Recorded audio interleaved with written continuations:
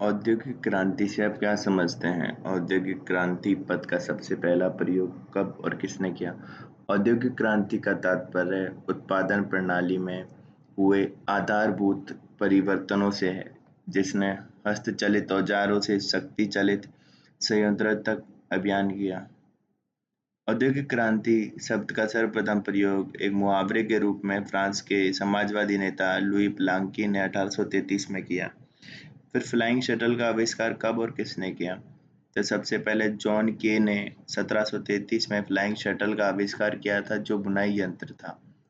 यह मशीन एक दिन में 10 श्रमिकों जितना कपड़ा बुनती थी। फिर औद्योगिक क्रांति की प्रावस्थाएं क्या रही? 1760 से 1914 तक औद्योगिक क्रांति का काल अवस्थाओं में माना जाता है। प्रथम चरण 1760 से 1830 और दूसरा चरण 1830 से 1914। प्रथम चरण में विभिन्न प्रकार के आविष्कार, कारखाना पत्ती का आविष्कार हुआ।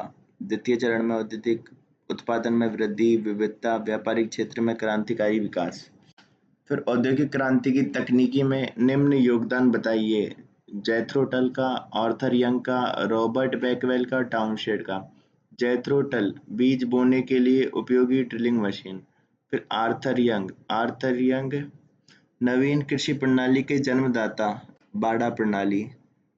फिर है रॉबर्ट बैकवेल, पशुपालन से लाभार्जन हेतु वैज्ञानिक प्रजनन पद्धति। फिर टाउनशेंड ने भूमि की उर्वरता हेतु रोटेशन पद्धति। निम्न आविष्कार किसने किए? तो सिलाई मशीन का आविष्कार अमेरिकन एलियास हो ने किया। फिर न्यूमेटिक का tyre Scottish John Bayern Dunlop ने किया। औद्योगिक क्रांति का प्रारंभ इंग्लैंड से ही क्यों हुआ? औद्योगिक क्रांति की शुरुआत 1760 के आसपास इंग्लैंड में हुई, जिसके कारण थे जनांगी क्रांति से श्रम शक्ति का विस्तार हुआ एवं श्रम सस्ता हुआ। फिर 18वीं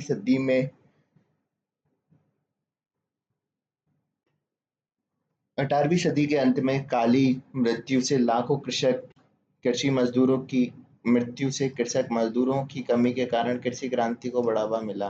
फिर इंग्लैंड के लोगों का जीवन स्तर अन्य देशों के लोगों से ऊंचे होना से खर्च क्षमता अधिक थी। फिर लोगों में कोयले की खानों का पास पास होना, विशाल औपनिवेशिक साम्राज्य होना, समुद्री व्यापार का एकाधिकार, इंग्लैंड की भौगोलिक स्थिति का अनुकूल होना, इंग्लैंड की व्यापारिक राजनीतिक स्थिति सुदृढ़ होना, कृषिगत क्रांति का सूत्रपात इंग्लैंड से होना, और इंग्लैंड के पास विशाल पूंजी का होना, और बंगाल की लूट। फिर औद्योगिक क्रांति के क्या क्या परिणाम हुए, विवेचना कीजिए। औद्योगिक क्रांति न केवल प्रौद्योगिकी क्रांति बल्कि सामाजिक आर्थिक क्रांति थी, जिसने लोगों के उसके बाद के रहने रहने के ढंग को परिवर्तित कर दिया। तो आर्थिक परिणाम पॉजिटिव और नेगेटिव। आर्थिक में पॉजिटिव, मशीनों के प्रयोग से उत्पादन में असाधारण वृद्धि हुई, आय में वृद्धि हुई, उद्योग धंधे बढ़े, नगर बढ़े, पूंजी बाजार, नए कार्य बढ़े। फिर मशीनों के द्वारा तैयार माल सस्ता व टिकाऊ। फिर बैंक प्रणाली विकसित हुई, आयात निर्यात के व्यापार में वृद्धि हुई, बढ़ती हुई मांग की पूर्ति होने से आर्थिक संतुलन बढ़ा। फिर नेगेटिव क्या हुआ आर्थिक का, मशीनीकरण के कारण कुटीर उद्योगों का विनाश हुआ, व्यापार में वृद्धि से आत्मनिर्भरता बढ़ गई, आर्थिक संकट की संभावनाएं बढ़ी। फिर पूंजी के संचयन से असमानताएं बढ़ी। फिर सामाजिक परिणाम पॉजिटिव क्या थे, आय बढ़ी, जीवन स्तर बढ़ा, जीवन प्रत्याशा बढ़ी, जनसंख्या बढ़ी, नगर बढ़े। फिर समाज में मध्यम वर्ग का प्रभाव बढ़ा। नेगेटिव क्या था, भोग विलास की वस्तुओं के उत्पादन और नैतिक मूल्यों में गिरावट, नगरों की ओर पलायन, संयुक्त समाज परिवार में बिखराव, समाज दो वर्गों में बढ़ गए, कारखानों के मालिक और दूसरे मजदूरों में। सामाजिक विषमताएं बढ़ गई, मानवीय संबंधों में गिरावट आई, औद्योगिक क्षेत्रों में मजदूरों के दूषित पानी, पर्यावरण, गंदी बस्तियों में रहने के कारण अनेक बीमारियां फैली। फिर मशीनीकरण, बेरोजगारी से वृद्धि हुई। फिर राजनीतिक परिणाम पॉजिटिव थे, अर्थव्यवस्था में सुधार होने से लोकतंत्र की मांग बढ़ गई, लोग आर्थिक रूप से संपन्न होने के कारण राजनीति में हस्तक्षेप करने लगे, मध्यम वर्ग सशक्त होने के कारण राजनीति पर अपना दबदबा बनाने का प्रयास करने लगा, पिछड़े वर्गों के लिए सुधारवादी कार्य करने के लिए राज्य की भूमिका बढ़ी, समाजवाद आया। फिर नेगेटिव क्या था? औद्योगिक क्रांति ने समाज साम्राज्यवाद व उपनिवेशवाद को बढ़ावा दिया। विश्व में तनाव एवं अशांति बढ़ गई और मानवता को प्रथम एवं द्वितीय विश्व युद्ध का सामना करना पड़ा। फिर वैचारिक परिणाम क्या थे? औद्योगिक क्रांति ने आर्थिक उदारवाद को जन्म दिया। औद्योगिक क्रांति ने समाजवाद को जन्म दिया। फिर ब्रिटेन के औद्योगिकरण के स्वरूप पर कच्चे माल की आपूर्ति का क्या प्रभाव पड़ा? कोई भी औद्योगिक देश कच्चे माल की आपूर्ति के बिना अपने कारखानों को नहीं चला सकता। ब्रिटेन उद्योगों के लिए कच्चे माल की आपूर्ति विदेशों से आयात करके करता था। उसने शक्ति के बल पर अनेकों देशों का उपनिवेश बना लिया।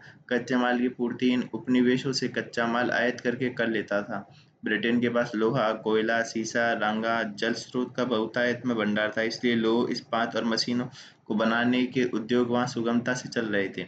ब्रिटेन का दूसरा बड़ा उद्योग वस्त्र था। चूंकि ब्रिटेन में कपास की खेती नहीं होती थी, इसलिए उसे कपास को अपने अनेक उपनिवेशों से विशेषकर भारत से आयात करना पड़ता था।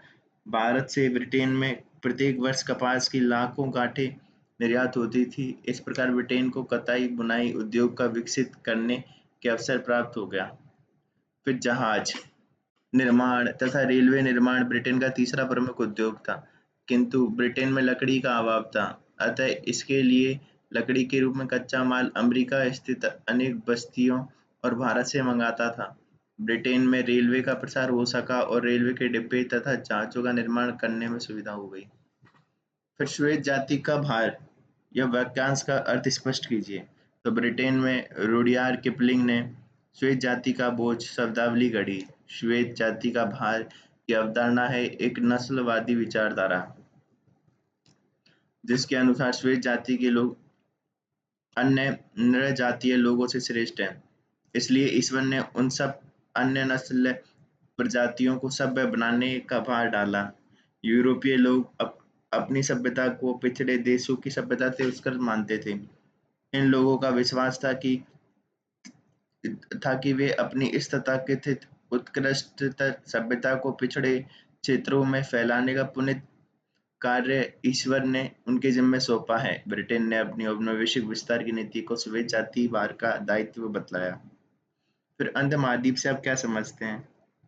अफ्रीका महाद्वीप को अंध महाद्वीप भी कहा जाता है, क्योंकि 20वीं शताब्दी के प्रारंभ तक इसके आंतरिक भागों में के बारे में पूर्ण जानकारी नहीं थी। फिर उपनिवेशवाद क्या है?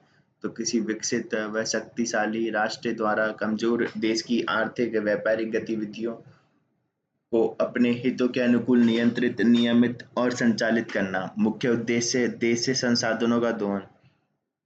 फिर फसोदा कांड क्या था? मिस्र में ब्रिटिश प्रभाव का फ्रांस को बड़ा खेद था। इसी कारण 1908 में फ्रांसीसी सेना ने श्वेत नील नदी पर स्थित फसोदा पर फ्रांस का झंडा गाड़ दिया। इंग्लैंड के जनरल किचनर ने फ्रांस के सेनापति मार्चेंट को फसोदा से हट जाने के लिए कहा। युद्ध की संभावना व अपनी निर्बलता को देखकर फ्रांस हट गया। अफ्रीका के बंटवारे के विषय में यूरोपीय शक्तियों ने यह कब और कौन से सम्मेलन में तय किया कि वास्तविक अधिकार पर होने ही आधिपत्य माना जाएगा? तो 1884 और 1885 में बर्लिन सम्मेलन हुआ। तो बर्लिन एक्ट आया, जिसमें कांगो को फ्री स्टेट घोषित किया और यह सभी शक्तियां समान अधिकार माने। फिर जिस देश के पास तटवर्ती अधिकार है, वह आंतरिक विस्तार भी कर सकता है। किसी भी राष्ट्र के द्वारा किसी क्षेत्र पर दावा होने पर तत्काल सूचना देनी होगी। नाइजर नदी के उत्तर का क्षेत्र इंग्लैंड तथा दक्षिण का क्षेत्र फ्रांस के नियंत्रण में होगा। अफ्रीका पर नियंत्रण का उद्देश्य सामाजिक नैतिक विकास होगा। फिर अतिरिक्त देशीय अधिकार क्या है? तो अमेरिका सहित यूरोपीय साम्राज्यवादी देशों के लोगों द्वारा अपने उपनिवेशों एवं साम्राज्यों में किए गए अपराधों की सुनवाई स्वयं के कानूनों के अनुसार गृह देश में की जाएगी, न कि प्रभावित देश में। इसे क्षेत्रातीत अधिकार कहा गया, जैसे चीन में ब्रिटेन सहित अन्य शक्तियों के क्षेत्राधिकार अधिकार दिया गया। कल्चरल एंड एथिकल पॉलिसी क्या है? कल्चरल सिस्टम डच सरकार द्वारा इंडोनेशिया में निश्चित भूभाग पर जबरन गन्ने और कॉफी की खेती करना अनिवार्य है। इससे किसानों का विरोध हुआ। नई आर्थिक नीति 1857 में एथिकल सिस्टम। सर्वेक्षण का कार्य किया गया, खनिज व खनन पर बल दिया गया, सिंचाई व्यवस्था पर सुधार किया गया, शिक्षा और समाज में सुधार किया गया, पशुपालन मछली पालन का बढ़ावा दिया गया, इंडोनेशिया की आर्थिक विकास भी हुआ। फिर है 19वीं सदी में साम्राज्यवाद के कारणों का उल्लेख करें। तो आर्थिक कारण, औद्योगिक क्रांति, उत्पादन खपत के लिए बाजार की आवश्यकता, उद्योग के लिए कच्चे माल की आवश्यकता। फिर पूंजी की अधिकता, व्यापारी वर्ग पर सरकार का दबाव। फिर यूरोप में जनसंख्या वृद्धि।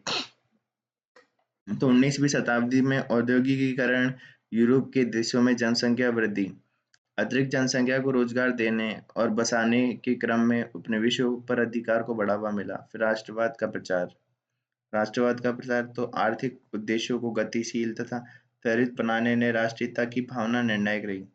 19वीं सदी में यूरोप के देशों में अनेक राष्ट्रवादी राजनीतिज्ञ, लेखक, विचारक, अर्थशास्त्री हुए, जिन्होंने राष्ट्रीय गौरव, राष्ट्रीय सुरक्षा तथा आत्मनिर्भरता की दृष्टि से उपनिवेशवाद को निरंतर प्रोत्साहित किया। फिर ईसाई धर्म प्रचारकों की भूमिका और खोजकर्ताओं का योगदान। तो शिक्षा एवं स्वास्थ्य सुधारों के जरिए ईसाई धर्म का प्रसार, इटली ने इसे पुनीत कर्तव्य बताया, इंग्लैंड ने श्वेत जाति का बोध सिद्धांत प्रतिपादित किया। फिर डार्विन के सामाजिक सिद्धांत का प्रभाव, हर्बर्ट स्पेंसर ने डार्विन के सिद्धांत योग्यतम की उत्तरजीविता को समाज तथा राष्ट्र पर लागू किया, जिसे सामाजिक सिद्धांत कहते हैं। इस सिद्धांत पर उपनिवेशों की स्थापना को तर्कसंगत बताया। फिर है तकनीकी व चिकित्सा विकास की भूमिका, उन्नत तकनीकी व मेडिकल ज्ञान के सतत विकास से साम्राज्यवाद की प्रक्रिया आसान हो गई। यूरोप वासियों का एशिया या अफ्रीका में स्थायी निवास संभव हुआ। स्टीम बोट, टेलीग्राफ और बंदूक के विकास से यूरोपीय शक्तियों को उपनिवेशकों में शासन के विस्तार और विद्रोह के दमन में सफलता मिली। फिर था श्वेत जाति का भार का सिद्धांत, असभ्य संसार को सभ्य बनाने का दायित्व श्वेत जाति पर है। जाति विभिन्न देशों में जाकर सामाजिक उत्थान का कार्य करे, यह सिद्धांत रुडयार्ड किपलिंग के द्वारा दिया गया। नैतिक आधार पर उपनिवेशवाद को सही ठहराने का प्रयास किया गया। फिर आता है अगला कौन सा, वर्ल्ड वॉर। तो प्रथम विश्व युद्ध के समय दूरी राष्ट्र कौन कौन से थे? तो प्रथम विश्व में दूरी राष्ट्र थे Germany, Austria, Hungary, Turkey, Bulgaria.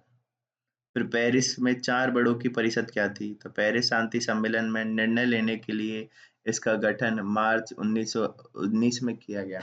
संयुक्त राज्य अमेरिका के राष्ट्रपति वुडरो विल्सन, इंग्लैंड के प्रधानमंत्री लॉयड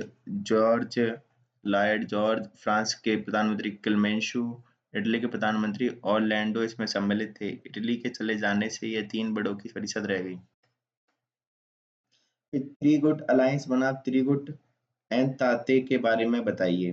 तो प्रथम विश्व युद्ध के पूर्व संध्या पर यूरोपीय शक्तियों का 2 गुटों में विभाजन हुआ, जिसमें कार्यक्रम से थ्री गुट अलायंस व थ्री गुट एनताते कहा गया। प्रथम विश्व युद्ध की पूर्व संध्या पर यूरोपीय शक्तियों का 2 गुटों में विभाजन, जिन्हें क्रमशः थ्री गुट अलायंस और थ्री गुट एनताते कहा गया। थ्री गुट अलायंस में जर्मनी, ऑस्ट्रिया, इटली थे, और जो एक सैनिक गुटबंद थी, जबकि त्रिगुट एनताते फ्रांस, रूस, ब्रिटेन थे, जो त्रिराष्ट्र मैत्री संधि थी। फिर वर्साई की संधि तृतीय विश्व युद्ध के लिए उत्तरदायी थी, टिप्पणी कीजिए।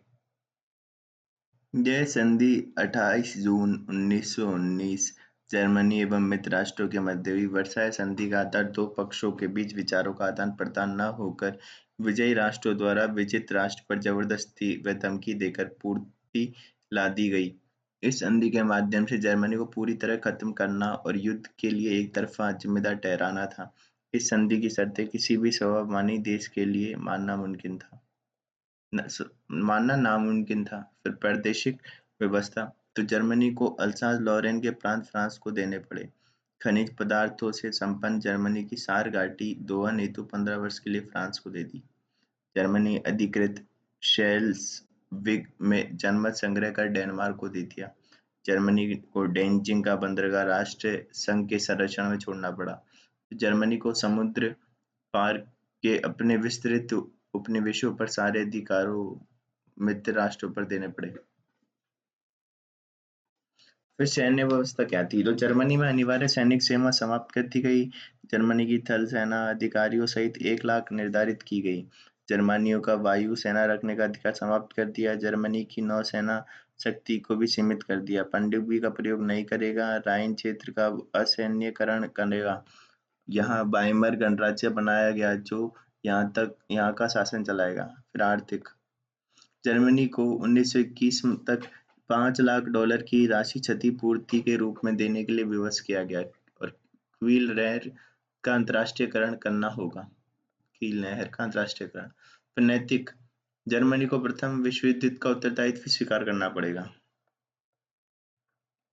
1919 में जर्मनी ने असहाय था तो चुपचाप संधि स्वीकार कर ली। जैसे जैसे समय व्यतीत होता गया और शांति शक्ति संचित करता गया, वैसे ही संधि की शर्तों का उल्लंघन करने लगा और इसी कठोरता और अपमान का जनक वातावरण हिटलर का उदय हुआ। 1932 में निशस्त्रीकरण और क्षतिपूर्ति की व्यवस्थाओं को तोड़ा। जर्मनी भूभागों को पुनः लेने लगा। चेकोस्लोवाकिया को निगल गया। जब पोलिश गलियारे और डेनजिंग बंदरगाह को लेने का प्रयास करने लगा तो द्वितीय विश्व युद्ध प्रारंभ हो गया। कुल मिलाकर वर्साई संधि की अन्यायपूर्ण व्यवस्थाओं को तोड़ने के लिए हिटलर ने घटनाओं की वह श्रृंखला प्रारंभ की जिसके कारण द्वितीय विश्व युद्ध का विस्फोट हुआ। इस प्रकार वर्साई की संधि जर्मनी के वैध अपमानजनक संधि थी जिसमें जर्मनी ने अपना सब कुछ खो दिया। जर्मनी के आर्थिक स्रोतों पर अधिकार करने के बाद भी उसे क्षतिपूर्ति की राशि चुकाने के लिए बाध्य किया गया जो अनुचित था, परंतु इस बात को नकारा नहीं जा सकता।